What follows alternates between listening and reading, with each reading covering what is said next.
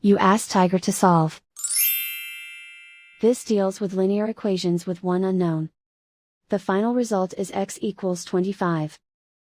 Let's solve it step by step. Isolate the x. Multiply both sides by inverse fraction 5 over negative 2. Move the negative sign from the denominator to the numerator. Group like terms. Multiply the coefficients.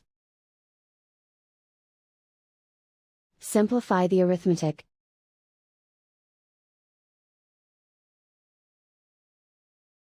Move the negative sign from the denominator to the numerator. Multiply the fractions. Simplify the arithmetic. And so the final result is x equals 25.